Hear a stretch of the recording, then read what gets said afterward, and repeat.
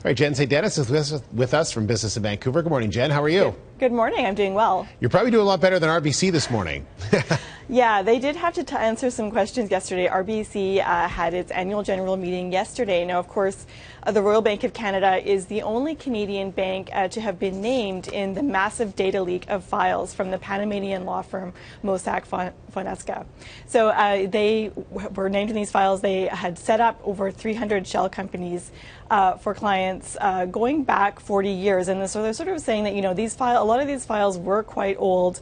They don't think they did anything illegal. They did have due diligence in place, but they're pointing out that some of the companies may have been set up in a period before some of the more modern rules were in place that requiring banks to make sure that none of their clients are doing any kind of money laundering and that their clients know that they're not supposed to be using these accounts for tax evasion. So they say they're going to be going through those files just to make sure that nothing illegal was done.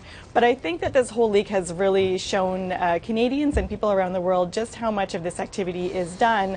And even if it's not technically illegal, there are a lot of these offshore tax havens around, and that they are used quite often for not only for individuals but for corporations as well. Well, that was a bit of the surprising part of this whole thing, is that we know these have been around for years. I mean, we've always heard about, you know, your money's in a bank somewhere in the Caymans or whatever it is. Yeah, we've always heard about these kind of stories. It's in popular culture, right? You know, there's television shows where whole plot lines involve people flying to the British Virgin Islands or something to hide money, but it's seeing the reality of it and just the extent of the activity and how it has been linked, how these files have showed it has been linked, and sort of very dubious business dealings of the global elite, the most powerful people in the world and the very wealthy. That has really, I think, opened people's eyes. And there's much more to come. All right, well, we look back to 2008 in our next topic to talk to you about, and that is the recession, of course, and basically how people fared as far as provinces are concerned in Canada.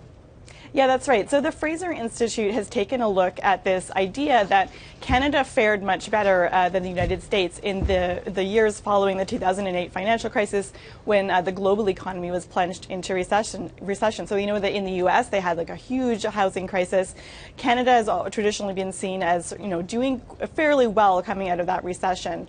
But they're saying that, or the Fraser Institute is saying that when you break it down through provinces, it was the resource-intensive provinces like Alberta and Saskatchewan. They're also including BC in that was actually driving economic growth for Canada. And other provinces like Ontario, Quebec, and Atlantic Canada had economic growth that was much more similar to the U.S. And in some cases, like for Atlantic Canada, was much below what the U.S. was seeing. So the Fraser Institute now sort of saying, you know, now that the resource provinces aren't doing so well, where is economic growth going to come from in the future? But I think that we've seen, you know, with this resource price crash, we have seen other provinces with more diversified economies now kind of picking up the slack and seeing that kind of economic growth that the resource provinces were seeing during the recession. So for instance, Ontario during the recession saw 1.1% economic growth. This year they're expected to see 2.3%. Interesting. Okay, great. Thanks, Jen. Appreciate that. If you want some more details, go to BIV.com.